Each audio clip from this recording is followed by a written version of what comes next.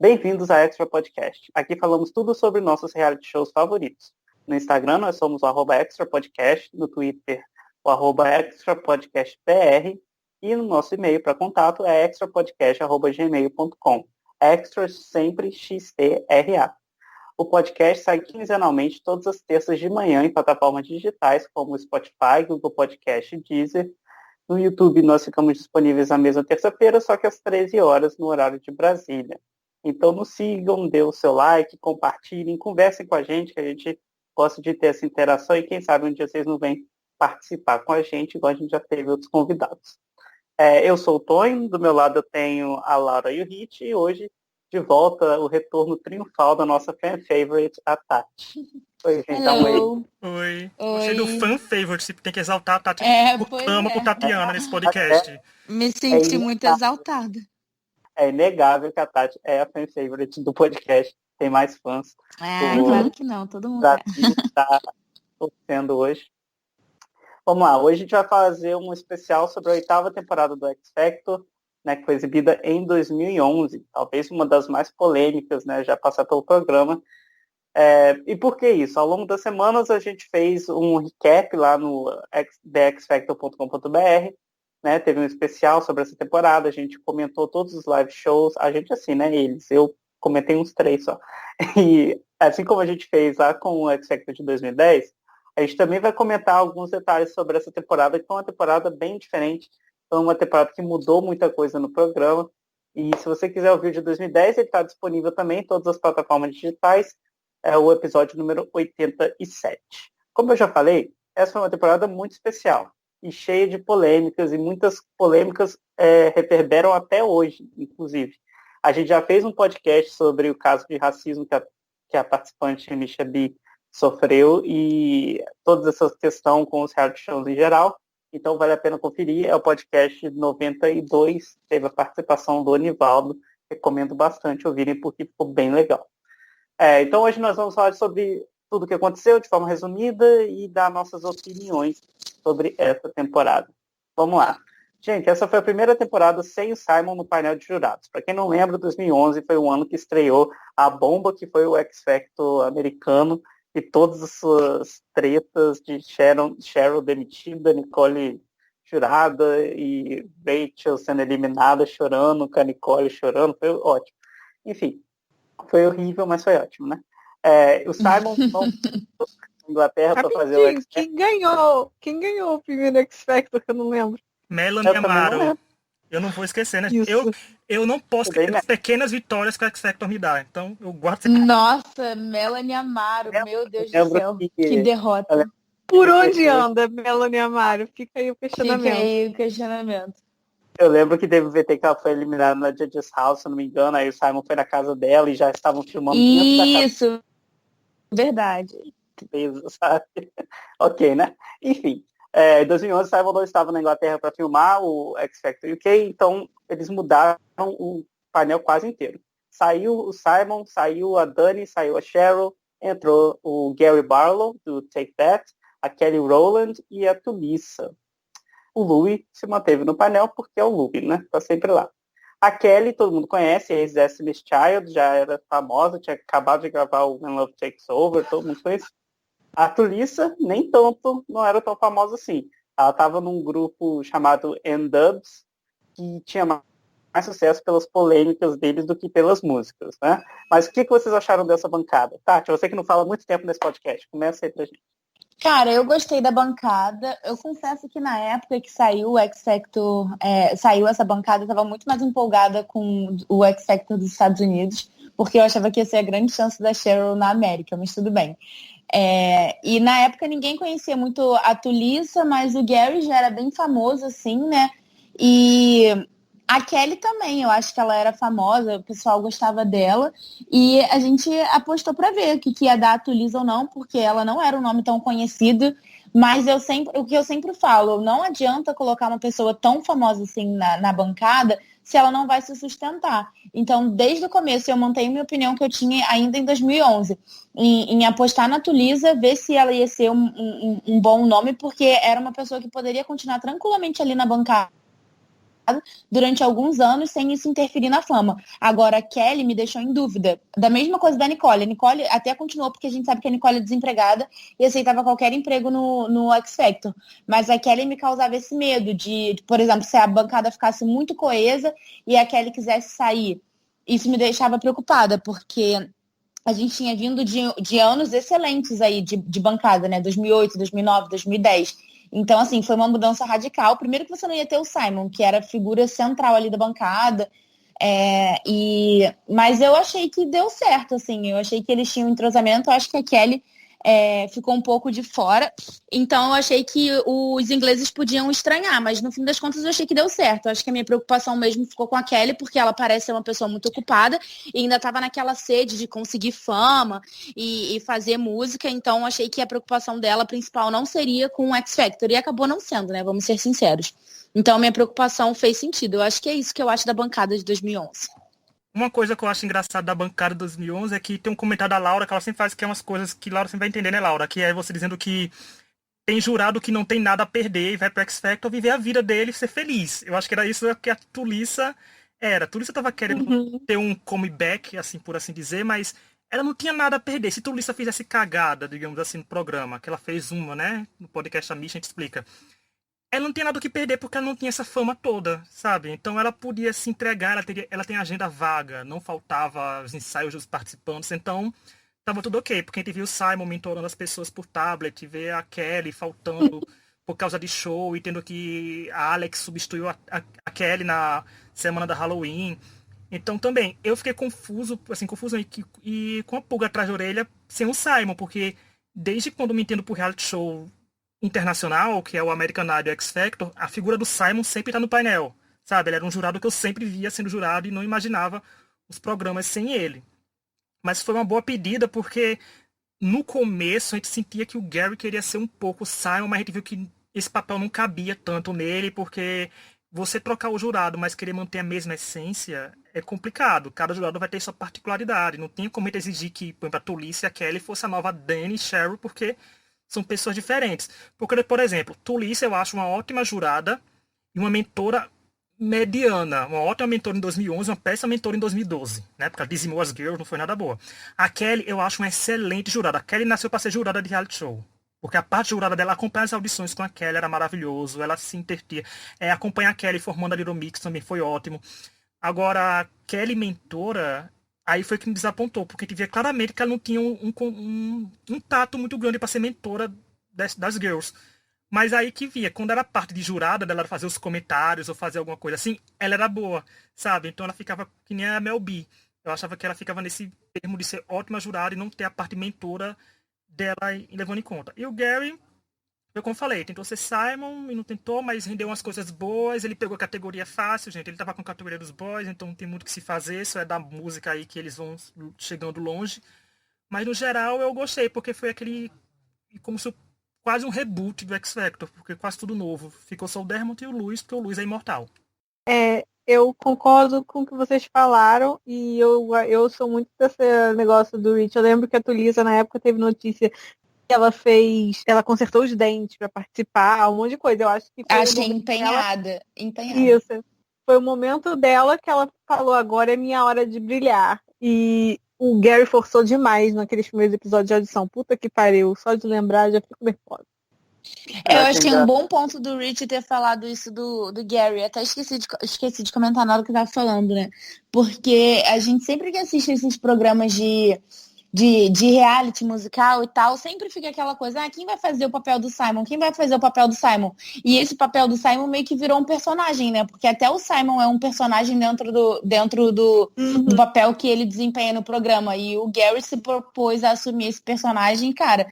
O Simon já é insuportável, mas a gente aceita porque é o Simon. Agora, outra pessoa tentando fazer esse papel nunca cai bem, né? E nem o Simon é mais o Simon, né? Do jeito que ele era. Ele agora o Simon chora em audição, né? Então. A cara derretendo junto com a lágrima. Eu achei engraçado vocês falando que agora no certo show, assim, quando a celebridade, né? A cantora tá meio esquecido, vai para uma bancada. É quase como uma fazenda, né? Das reality shows musicais, né? Você vira jurado de X Factor. Tudo bem, de The Voice, sei lá. Meu Deus do céu. A Fazenda. Tem que ganhar dinheiro, tem que pagar boleto. Eu Vamos também acho, tem que pagar o boleto. Então, esses foram os jurados. A temporada teve uma média de 12 milhões de telespectadores, sendo uma das últimas temporadas de grande sucesso do programa e também uma das últimas a lançar acts de sucesso, né? No caso, Little Mix, que fez bastante sucesso. E acho que depois de Little Mix, só James Arthur conseguiu algo perto, né? O que vocês acham que atraía tanto a atenção do público nessa época da X Factor? Vocês acham que ainda estava no pico do programa ou realmente foi uma edição muito boa? Eu acho que o fato de ter vindo depois do grande sucesso que foi a temporada de 2010, seguido logo, e a gente tava, o One Direction lançou o single deles, foi acho que agosto de 2011, então acho que tudo entrou no embalo, sabe? Olha, One Direction, a gente viu, e eles fizeram sucesso de cara, a gente viu isso de cara no coisa, sabe? Foi tipo assim, surfando na onda. Eu acho que não tinha como dar errado essa temporada. Era só embalar o filho que já estava pronto. E ainda tem o fato que eles fizeram, assim, nas audições e tudo, eram audições com participantes muito bons. O nível de candidatos que apareceu em 2011 foi muito grande. E isso reflete One Direction. Quando um reality show começa a dar muita audiência e começa a revelar artistas para o mundo, obviamente tem aquelas pessoas que são zoeiras e tentam... Mas também tem gente que tá muito boa que realmente, olha, não, agora eu vou sair daqui e vou tentar o X Factor porque... Não, e só deixar claro, eu falei One Direction, porque, né, mas a Rebecca também lançou coisa nessa época, ela fez sucesso no primeiro dela. O Matt Cardle também teve um sucesso considerável no primeiro CD dele. Então, assim, não foi só One Direction, né? Todo o top 4 tava indo bem. Assim, todo o top 4 tava com expectativa, tem expectativa da Cher. Rebecca vendeu, se eu não me engano, mais que o Matt, sabe? Então, ela tava todo mundo... E o curioso, assim, que era cada um na sua vertente. Não eram 4 participantes do mesmo estilo musical. O X Factor tinha deixado um legado de 4 pessoas que cantavam diferente, porque Cher, Rebecca, Matt, One Direction, cada um tem um público completamente diferente para seguir. Então, para mim, juntou o fato que o público ficou um pouco mais jovem, tanto que reflete depois que a gente fala, né, na vitória da Little Mix, que é um grupo que pegou um público mais jovem, mas eles focaram no nível e tava tudo bom, gente. Tinha produção, tava tudo ótimo. O dinheiro que entrou de 2008 até 2010, eles usaram tudo em 2011. E depois acabou para sempre, né? Nunca mais se recuperou. Cara, os palcos de 2011 comparado com até os de 2010, são muito legais. Compara, sabe? Sim, os palcos de 2011 são muito bons. Mas se a pessoa não era do tipo dançante, de ter um puta palco, eles sempre davam um jeito de colocar alguém dançando atrás ou colocar uma ornamentação no palco. Tipo, o palco nunca tava sozinho, assim, é um bom elogio. Os palcos de 2011 realmente eram muito bons, né? E teve aquele palco icônico da Kitty, então, assim, o que dizer? Eu concordo com vocês, realmente tinham palcos bem legais. Eu acho que a produção de 2011 ainda tinha o dinheiro, né? Pra fazer, eles ainda eram... Eu acho que assim, se você considera que 2010 foi um sucesso muito grande, natural que 2011 eles tenham um investimento bom. Vocês lembram que tinha até aquela propaganda que tinha todo ano, tinha empresa de telefonia, que tinha música que tocava e tal. Aham. Grande. Tinha também os charity singles, né, que eles gravavam antes e que mostrava até os preferidos, né, a vencer, né, sempre nesses charts, assim, que era a pessoa que tinha mais airtime, né, a pessoa que cantava mais.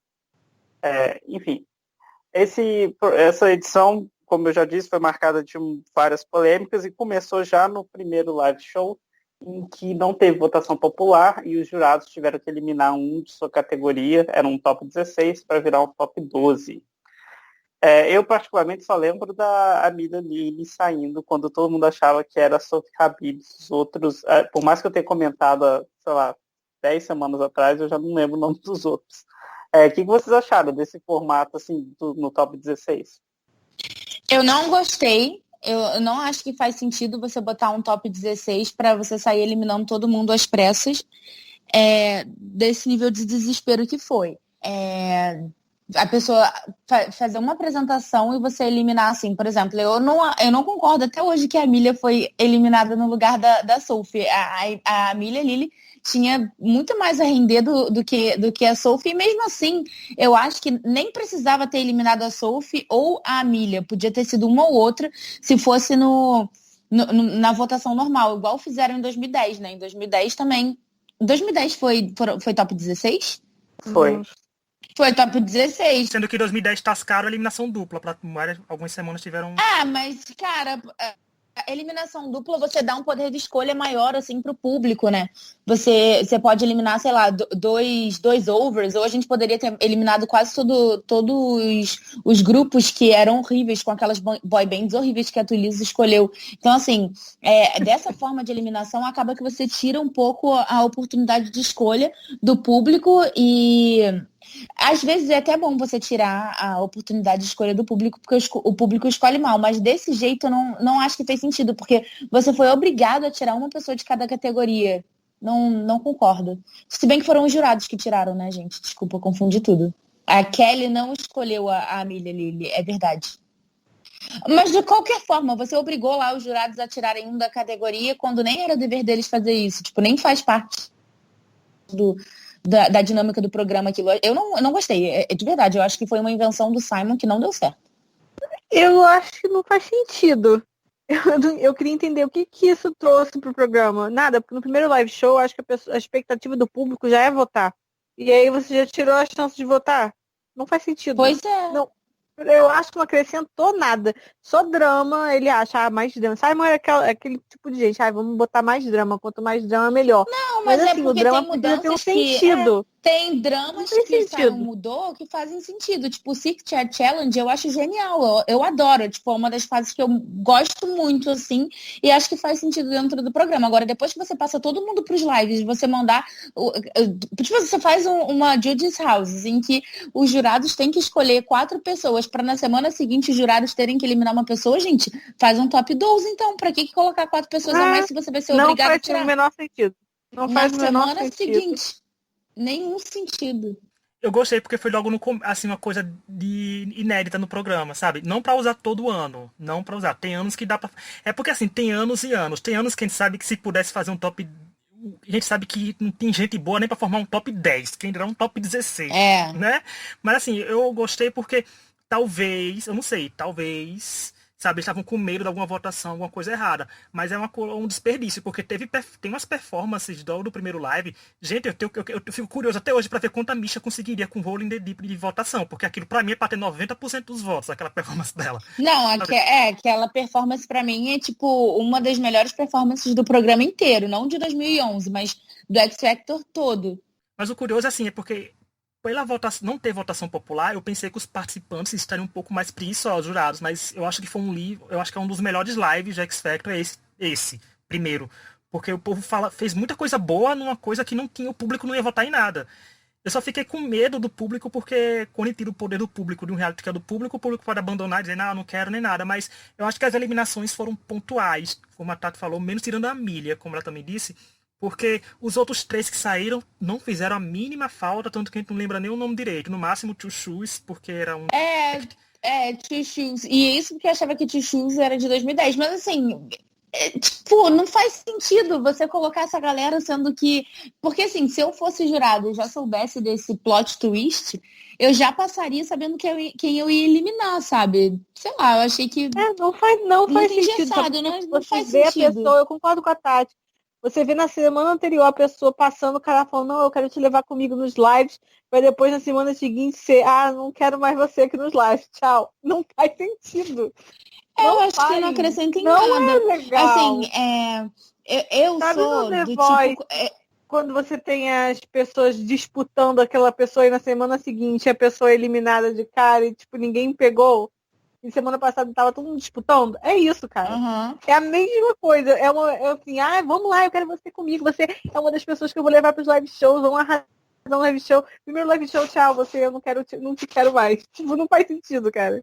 Tira totalmente a relação mentor e que a gente gosta de ver. Uma relação próxima, etc. Tá jogando fora.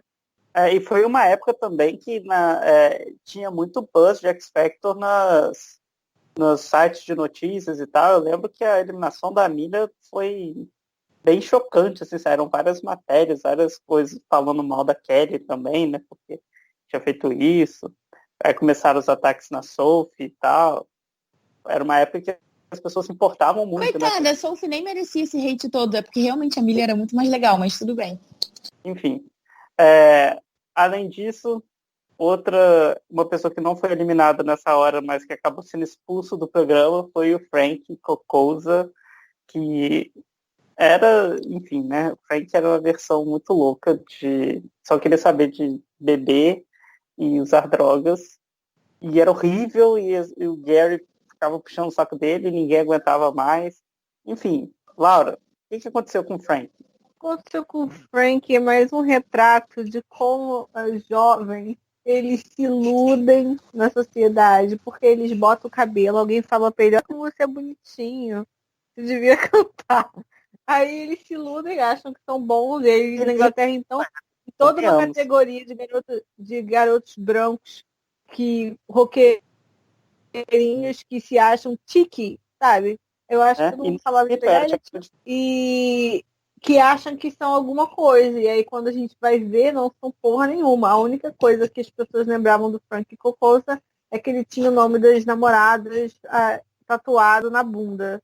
E ele era muito ruim. E o pior de tudo era você via nos olhos do Gary que ele era obrigado a elogiar, ele não queria. Eu via. Não, gente, mas não tinha como, porque o Frank era muito ruim. Eu nem sei se o Frank foi resultado de um efeito One Direction. Na verdade, é porque ele parece o Louis, né? Então, não sei. É porque a voz do Frank é uma coisa meio 2008, agora. Sabe? Que? Comparando com o Louis Vasconcelos, eu vou me atacar a Tati agora. Gente, mas era parecido. Cabelo jogadinho, a calça jeans baixa, enfim. Parecido, né? Aquele estilo ali. Mas o Frank, ele parece que ficou preso em 2008, sabe? Então, sei lá, era muito ruim. Não tinha. Gente, eu espero de verdade que esse menino não tenha continuado na carreira musical, porque ele não tem talento nenhum.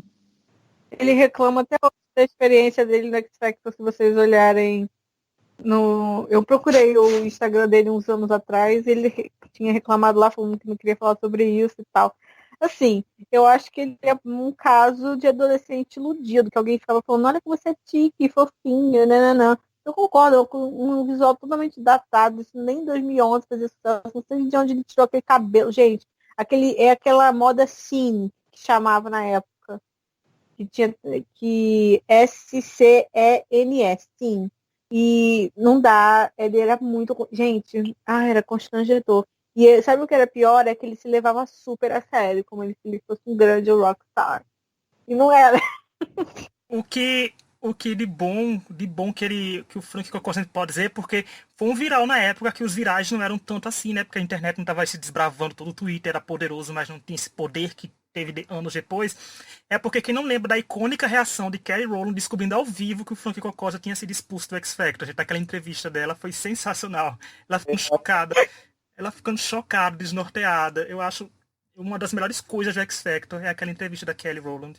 Se eu achar o link, eu vou postar no X Factor Brasil, assim, no Twitter, durante essa semana. Mas se eu achar, né? Se eu não achar, quem assistiu na época fica no coração. Mas quem tem que reclamar da participação do Frank Cocosa não é ele, não. É a gente que foi obrigado a assistir 2 vezes. Eu ainda fiz vocês comentarem esse ano. Por isso o Tonho correu de comentar, para não comentar Frank Cocosa.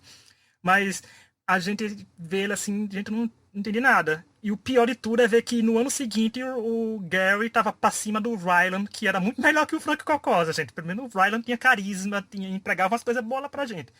Mas, nossa, foi muito esquisito e só serviu pra dar o plot da volta da Miriam, né? Queria que Nath tivesse aqui nesse podcast, eu estaria revoltadíssimo nessa hora, quando tocasse no assunto.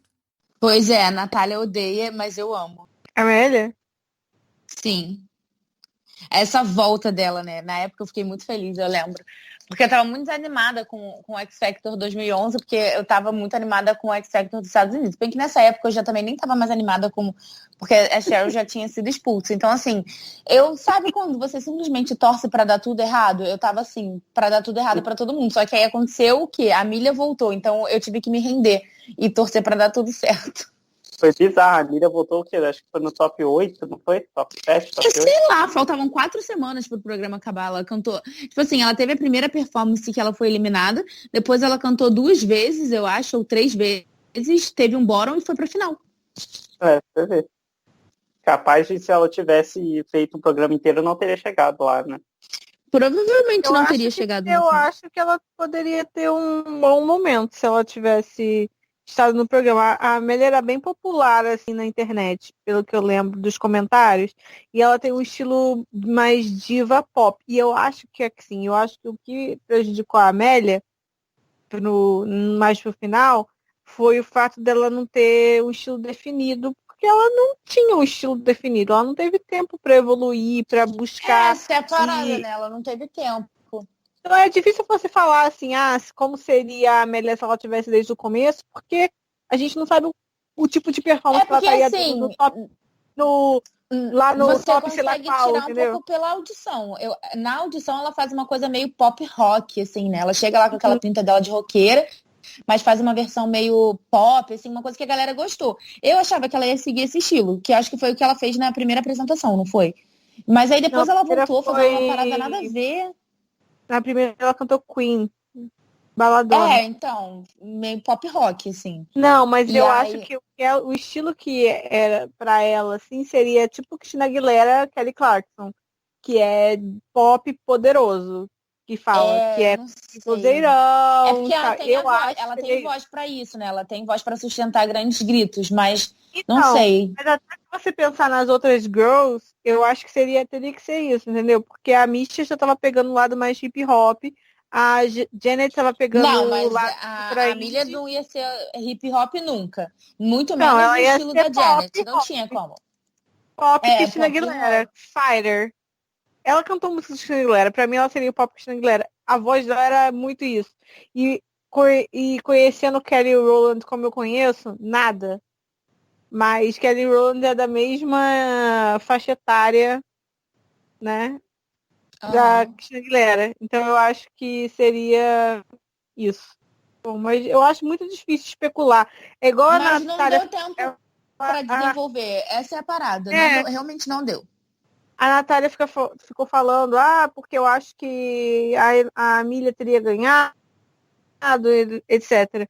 Cara, é muito difícil a gente dizer se. Porque a gente não sabe o que aconteceria com várias coisas, entendeu? É muito É. difícil você falar assim, não sei o que aconteceria. Porque são variáveis, a gente não sabe o que uma performance pode causar de diferença, sabe? Porque a Janet era muito favorita. Sim, a Janet era muito favorita. Mas a própria Janet, eu acho que ela não foi só o redor dela, foi ela mesma. Ela já foi perdendo a vontade de estar ali, dava pra ver, sabe? Sim, Porque eu também achei. Dava pra ver que ela já não estava muito afim de estar ali e foi esquecendo e tal. Óbvio, a Janet teve uma audição, uma primeira audição maravilhosa. Mas quantos actos também tiveram primeiras audições maravilhosas e foram se perdendo ao longo do caminho? O que aconteceu com a Janet foi tipo normal, não foi uma coisa, meu Deus, olha como ela era impecável e ficou terrível. Não, uma coisa que faz parte do percurso do programa. Tem gente que aguenta a pressão, tem gente que não. A Janet sucumbiu. E a as Já não Janet, estava mais afim. no meio daquela as treta próprias toda da Misha B, a Janet necessidades. foi das poucas que ficou do lado dela, né? Então pode ter ficado de saco cheio disso tudo. Ela deve Não, ter e perdido as tesão na parada, necessidades do enfim. programa, sabe? O fato de ter tema. Eu acho que tem artista que não deve suportar esse tipo de coisa. Por que eu tenho que cantar uma coisa de guilty pleasure essa semana, sabe? Eu acho que esse tipo de coisa, se você se considera muito artística e a sua artisticidade, isso já te deixa irritado. Então eu acho muito difícil a gente falar assim, e se? Cara, não sei, e se? E se tem várias e se na vida? Um perigo da mídia numa temporada inteira, a gente vai falar daqui a pouco delas todas, mas assim, um perigo dela que eu via é porque se todo mundo olhar a tabela de votação, praticamente os bóruns até a reta final do programa, ou era a Kitty ou era a Misha que tava. A Milha tiraria a Kitty, mas será que a produção estaria disposta a eliminar a Misha contra a Milha, sabe? Porque a Milha não tinha uma votação que tava. Pois é. A gente eu acho que quase ninguém tinha chance contra a Misha nos bóruns. A produção queria manter a Misha, queria manter a história daquele drama dela. Então a Milha tivesse caído. Porque a Milha voltou numa semana, teve votação em primeiro lugar. Na semana seguinte ela tava no bórum. sabe? E a Milha pegou 2 pintos seguidos. Eu acho que a produção esforçou muito pra Milha se manter. Então, não sei até que ponto, pra a Milha no programa, seria interessante pra história dos produtores. Porque Little Mix estava aí, aparecendo, surgindo a semana para semana. Depois que Little Mix emplacou a vitória, os outros participantes eram coadjuvantes. Não importava muito quem chegasse na final, porque a winner já estava escolhida. Então, eu acho que tinha que ver isso, se a votação dela fosse mediana para não cair no bórum, porque se ela caísse no bórum, ou seria contra a Misha ou seria contra a Kitty, que as duas estavam intercalando até se enfrentarem. Muito bem. Já que a gente está conversando sobre os participantes, vamos falar um pouco de cada um dos que tiveram mais destaque, né? Vamos colocar em duplas para a gente não ficar falando aqui até amanhã, né? Se deixar, a gente faz um podcast de 4 horas. Enfim, Kitty Bruckner e Misha B. As duas se envolveram com polêmicas, com tretas. A Kitty foi eliminada, era odiada pelo público. A Misha teve todo aquele lance, né, do racismo e tal, que hoje a gente percebe como foi. O que vocês achavam da Kitty e da Misha? Tati, começa por você. Bom, eu nunca gostei da Kitty, mas eu entendo a participação dela no programa. Eu acho que o X Factor dá chance para todo mundo e ele tem essa característica de trazer actos peculiares para a disputa. E a Kitty preencheu essa vaga de actos peculiares, mas assim, eu acho que ela é legal na primeira semana, na segunda semana, na terceira semana, depois ela começa a ser dispensável. Depois da Halloween Week, ela não fez mais nada que fosse grandioso. Não sei se a gente também estava esperando ela pegar fogo, porque na semana passada ela tinha aparecido girando, enfim. Mas eu não gosto da Kitty. De verdade, sim, não reassistindo quase 10 anos depois, eu não consegui mudar de opinião. Eu achei algumas performances melhores do que eu achei em 2011, mas continuei achando ela completamente dispensável depois de um certo momento. E a Misha, pra mim, é uma pena tudo que aconteceu com ela, porque ela cantando Rolling in the Deep é uma das coisas que eu mais gosto no X Factor.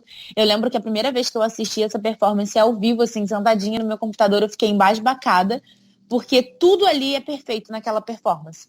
A roupa que ela tá usando, aquela cadeira com uma coroa. Não, a coroa tá no cabelo dela, né? Mas aquela cadeira que ela levanta e o rap que ela faz no meio, enfim, cara, é um show à parte. Com certeza, eu acho que seria a performance que ela apresentaria na final se ela tivesse ido pra final, porque eu acho que eles repetiram, né, a melhor performance, já dando spoiler do que a gente vai comentar mais pra frente. E é uma pena que a gente comentou, acho que vocês falaram mais no podcast que o Nivaldo explicou a história, falou o ponto de vista dele. E é muito triste ver, porque a Misha realmente foi perdendo tesão no programa e, obviamente, com razão, e foi se sentindo insegura, assim. Não foi uma coisa só que ela ficou sem vontade. Ela foi ficando tão insegura que as performances dela começaram a ser dispensáveis. Assim, tipo, não lembro da performance da Misha na semana passada. E como que a gente pode não lembrar da performance da Misha, que fez Rolling in the Deep na Live 1, a gente não lembrar lá pro Live 5 o que ela tava fazendo, porque simplesmente mataram o espírito dela ali dentro do programa. Então, assim, se eu tivesse um selo, seria um grande poxa, porque eu fico muito chateada com a situação dela dentro do programa, porque ela facilmente poderia ter ganhado. Inclusive, a Misha levou muitos selos poxas da gente no nosso, né? A gente, nas semanas... Levou, deu um selo poxa, acho que Tati e Laura, acho que chegou uma hora que nós 4 demos poxa pra ela numa apresentação por causa justamente disso. Mas, gente, a Kitty, foi como a gente falou no podcast do X Factor UK 2010, eu acho que a Tati, você tava lá, não foi, Tati? Que a gente falou que a Kate abriu os caminhos pra Kitty chegar no ano seguinte, a gente falou tocou nesse assunto que...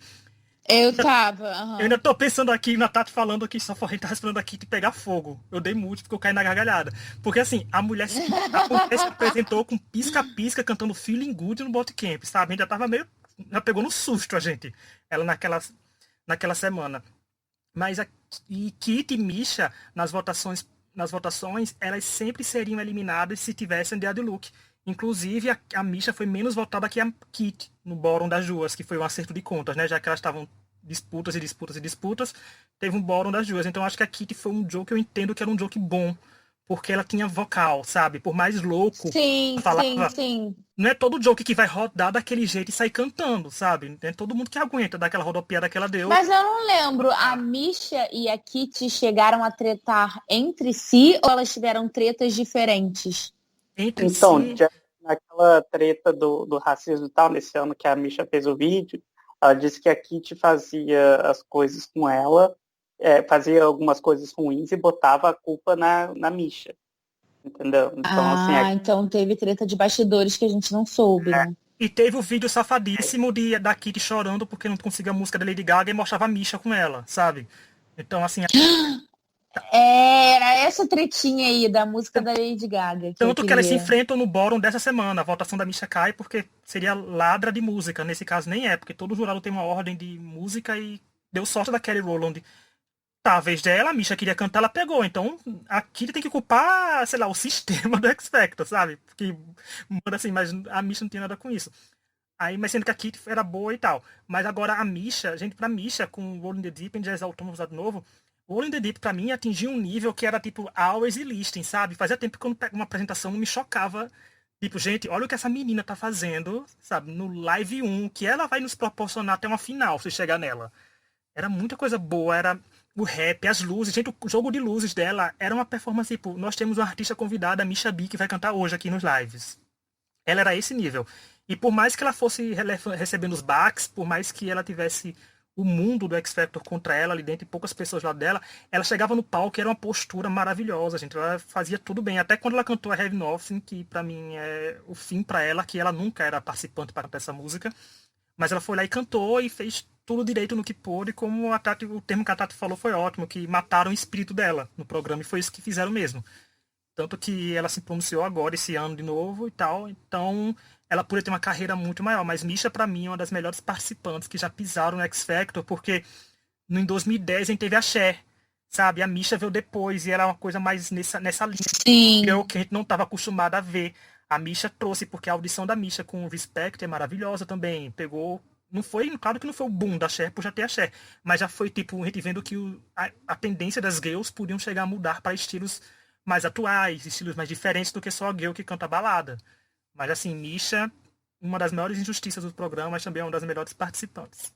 Eu já falei tudo sobre Misha e Kitty que eu gostaria de falar no podcast do racismo, do caso de racismo.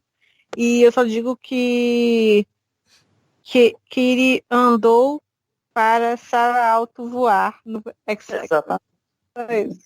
É uma trajetória bem parecida nessa que a Sarah teve a redenção dela. A gente já falou da Amelia e da Janet, né? Acabou que a gente falou bastante delas. Elas também tiveram muito destaque. Alguém tem alguma coisa a acrescentar sobre a Amelia e a Janet?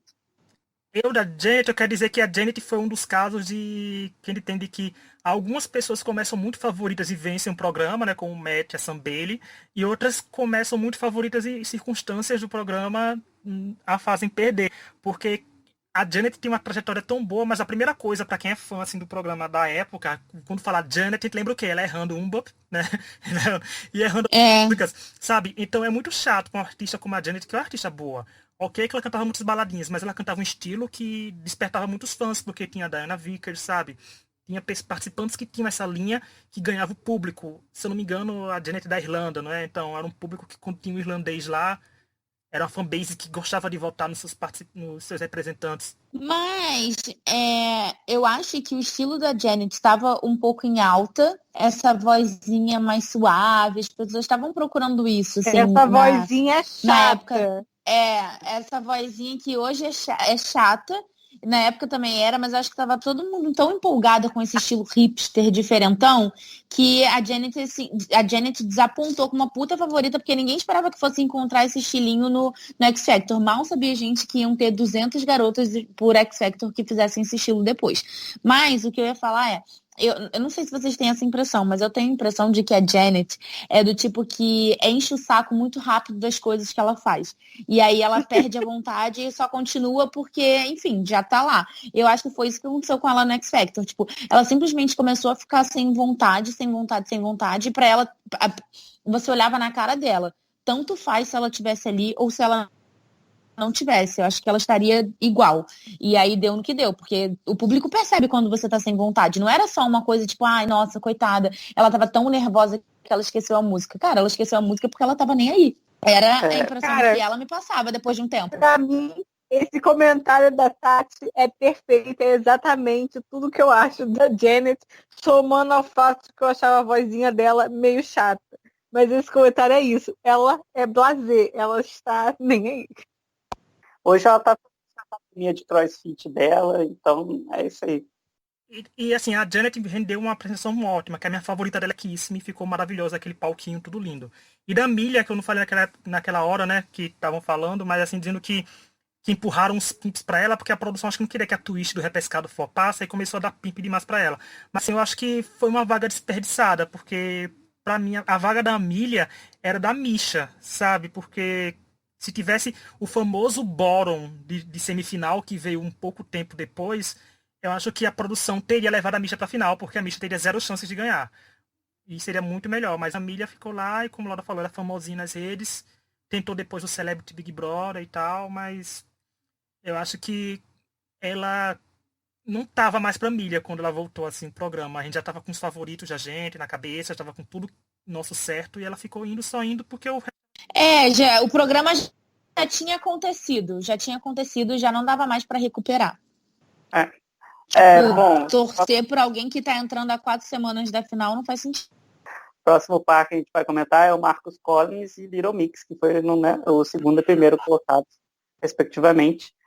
Eu queria começar falando que eu acho que eu fui a única pessoa que falava que o Marcos ia chegar na final, porque ele corria muito por fora de todo mundo, que ele era bom, mas ninguém dava muito crédito para ele. E ainda assim, ele era muito simpático e tal, os VTs dele eram muito bons. Eu acho que ele tem apresentações muito boas e apresentações extremamente datadas, né? Acho que erraram um pouco a medida com ele. E Little Mix é aquela coisa, acho que a maior evolução do X Factor, né, que a gente já viu, é a trajetória do Little Mix. Todo mundo sabe que a gente gosta bastante, a gente é fã, e elas foram, assim, acho que as vencedoras mais merecidas que eu já vi nesse programa. O que vocês acham?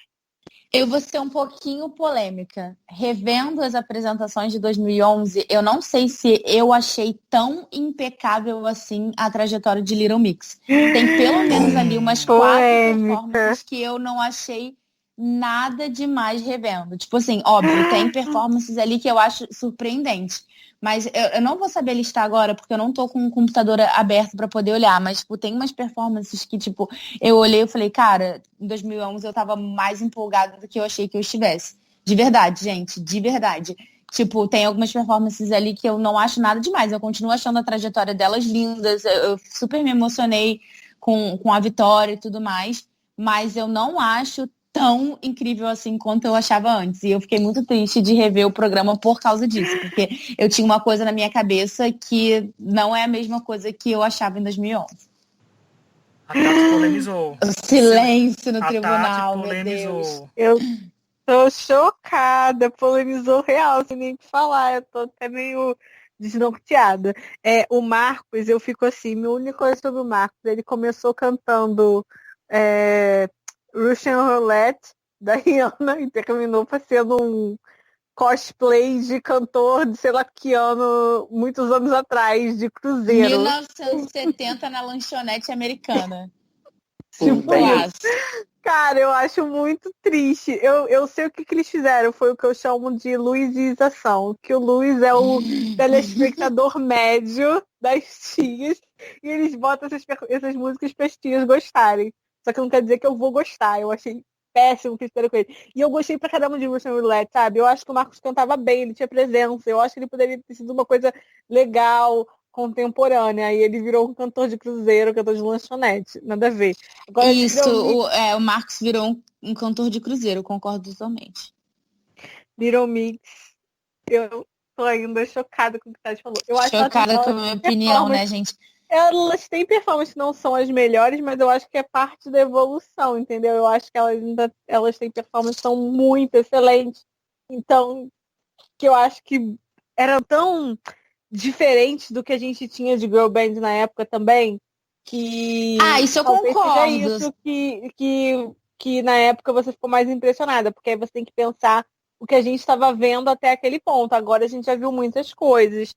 Então a nossa percepção é a mesma coisa, assim, né? Tipo assim, a Cher em 2010. não tinham muitas shares em 2010. Agora tem 200. Então, assim, se viesse uma menina como a Cher, hoje em dia, eu não sei se eu acharia tão brilhante quanto eu achei a Cher em 2010. Então, isso pode ter feito um pouco de diferença, porque tem o Fifth Harmony, que também é no mesmo estilo de Little Mix, que veio logo depois, e muitas girl bands tentando ser o que Little Mix foi. Só que, só pra reforçar, assim, minha opinião, porque a Laura tocou no assunto que ela falou que tem performances que realmente não são muito boas, mas que fazem parte da evolução, é que eu acho que elas vêm muito bem, e aí elas vêm com uma performance que é mais ou menos, e aí quebra um pouco esse negócio da evolução.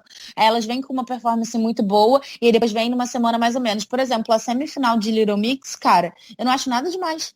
Eu tipo, a segunda música delas tipo, não terrível, terrível é uma palavra muito forte, mas não é uma boa apresentação, e a primeira é morna. Então, assim, eu fiquei um pouco decepcionada depois quando eu vi isso de novo, porque eu lembro que eu fiquei tão feliz que Little Mix e a Amélia foram pra final, que revendo isso hoje, acho que sem aquela felicidade de 9 anos atrás, eu consegui olhar com outros olhos. O que me deixou triste, né? Porque acabou com a mágica.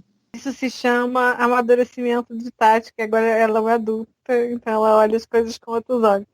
Na que época triste. eu era adolescente, então era diferente. Eu entendo o comentário da Tati, não estou mais chocada, e eu concordo em partes, discordo em partes, e acho que depende muito também do... Não sei, se ler meus comentários das apresentações dela faz sentido. Eu falo o que eu acho, mas eu acho que, assim, pra época, Little Mix foi muito fresh, foi muito novo, e eu acho que isso fez a diferença. Sim, eu acho que a gente também estava precisando de Little Mix, porque veio o One Direction e ocupou esse espaço da boy band que já não era ocupado durante há muitos e muitos anos. Só que mais anos ainda do que não ter um espaço para boy band, a gente não tinha um espaço para uma girl band assim, igual Little Mix, sabe? Tipo, girl power, empoderadas, e que as meninas ficaram apaixonadas, tipo, porque Girls Aloud foi um efeito UK, assim, né? Não tem tanta gente que conhece Girls Aloud. Então, assim, eu acho que a última grande banda, assim, que as meninas amavam foi Spice Girls. Olha quanto tempo não tinha uma outra coisa, assim, pra todo mundo ficar admirado. E eu falo isso do ponto de vista de uma pessoa que cresceu apaixonada por RBD e pela Anaí, e, cara, isso formou de verdade meu caráter. E eu tenho certeza que tem um monte de menina que também cresceu e aprendeu muito com Little Mix e aprendeu a admirar e ser fã e um monte de coisa. Então, assim, eu acho que esse espaço foi muito bem representado, né? Querendo limpar um pouco a barra do que eu falei, né? Da trajetória delas, mas eu acho que é um pouco disso também. É bom que a Tata joga na cara dela que ela é a mais nova desse podcast, né? Porque cresceu com RBD, gente. RBD já era bem grandinho, já não era tão novinho, né? Eu inclusive fiz contar aqui. Eu acho que eu já contei isso, que eu fiz meu primeiro trabalho de pesquisa na faculdade. Eu estava no terceiro período, a gente tinha que fazer uma pesquisa sobre algum fenômeno midiático. E eu fiz sobre RBD, e a pesquisa foi feita pela comunidade no Orkut. Eu entrei por uma semana, na hora que passava Rebelde na... E, Laura, então você com certeza me viu lá, porque eu comentava muito. Não, e foi muito difícil entrar, eu lembro, foi muito difícil entrar. Eu entrei no tópico, fiz várias perguntas.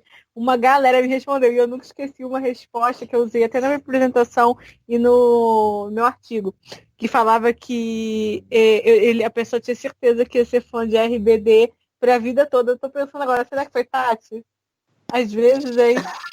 Cara, não pode, às vezes fui eu, mas assim, se foi eu, essa pessoa que respondeu isso há 10 anos atrás, ela estava completamente certa, porque até hoje eu sento para assistir, não, né? Sei dançar todas as músicas e escuto com as minhas amigas, isso é muito bizarro. Sabe o que é pior? Isso tem mais de 10 anos, porque eu formei em 2008. Então... tem mais de 10 anos. O RBD acabou em 2008. Estava no terceiro período, eu acho que isso foi em 2005, eu acho que foi em 2006. Deixa eu falar do Marcos e da Little Mix, gente. Do Marcos eu só sei que era... Sabe quando a gente vê o povo tretando, brigando no meio da rua e vai alguém passando no meio da treta e não acontece nada? Foi o Marcos nesse X Factor, porque enquanto todo mundo tá com as tretas de todo mundo, o Marcos estava lá indo bem de votação, não caindo no bórum, chegou na final e ficou em segundo lugar. E eu ainda tinha medo de ganhar, porque ainda na minha cabeça estava muito surreal de ver o girl band na final, sabe? Eu sempre achava, a gente vai ser tombado a qualquer momento. Trauma. Vai ser alguma coisa pra acontecer. Little Mix vai perder pra Marcos na final. Eu tava com essa coisa na cabeça. E Little Mix, pra mim, assim, gente, pra mim, eu acho assim que pronto, todo mundo fala que a performance preferida do Little Mix é Don't Let It Go, porque realmente assim, beira a perfeição aquilo que elas se É, repetem. Mas pra mim, a performance sim, favorita do Little sim, Mix é bizarro, é muito bom. é E.T. Por quê? Nunca eu vi uma girl band fazer o que elas Hum, fizeram naquele palco, naquela Halloween Week, sabe? A gente tava acostumado com girl band ser quem? Ser Hope, que fazia só cantar balada, ser Miss Frank, que foi pô cedo. E só acontecia coisa errada com girl band. Gente, a performance que elas fizeram com E.T., lá quando elas chegaram, ela naquele palco, aquela maquiagem. Eu acho que nenhuma girl band que passou no reality show até hoje conseguiu fazer uma performance tão memorável como aquela. E olha que tentaram, que a gente tem a famosa bomba cantada pelo X Factor Brasil, que as meninas da Ravenna tentaram recriar essa apresentação. E tá, né, no limbo, na Deep Web do X Factor. Mas eu acho que a trajetória delas. Só discordo com o Tonho na parte da maior trajetória, porque pra mim a maior trajetória com evolução é a Alexandra Burke, e ninguém vai tirar mais da minha cabeça que se Eu pertence a ela. também acho. É a minha de Alexandra Burke, mas Little Mix é aquela coisa, como o Lauro falou, a gente tava precisando da Little Mix, era fresh naquela época. Eu também concordo com a Tati naquelas partes que algumas performances não eram tão impactantes, mas pra época eram, porque depois a gente viu que até hoje o Little Mix continua fazendo performances lives que são simplesmente um show. Não, mas isso aí não tem comparação. A Little Mix hoje é incrível, mas assim, por exemplo, essa apresentação que o Rich falou de E.T., eu não sei, eu não gosto. Não sei, gente, eu não gosto. Eu não acho que é uma apresentação impactante, nem sequer acho que é uma apresentação boa, mas eu acho que eu devo ter feito um comentário bom, assim, no site esse ano. Mas eu não gosto, eu já revi, já tentei rever várias vezes depois que a gente viu agora. E eu já não gostava muito em 2011, assim. É uma das performances que eu menos gosto, mas revendo, sei lá, não consigo. A maquiagem eu acho péssima. Tati só voltou pra, sei lá, pra ferir o coração da fanbase, porque, né, os mixers vão ficar devastados com a Tatiana agora. Tudo, mas eu, assim, com o E.T., eu até comentei no Twitter a sequência, que, assim, com o E.T. a gente vê, nossa, uma girl band pode vencer o X Factor com o que elas fizeram, sabe? Aham. Agora, quando chegou Go, com Don't Let It Go, a gente não pensou que uma girl band podia vencer, a gente pensou, a girl band vai Vai vencer o X vencer. Factor. Não, Don't Let Go é bizarro, porque é muito bom. As harmonias estão incríveis. É tipo, sei lá, em nenhum milhão de anos eu esperei que elas fossem fazer uma performance tão boa quanto essa. E o perfeito é que é uma performance com a música que não era famosa, assim, de reality show, sabe? Não era acostumada a ter Don't Let It Go aparecendo uma vez ou outra. Não aparecia Don't Let It Go. Então elas praticamente foram maravilhosas e pra mim era o que o povo tava precisando.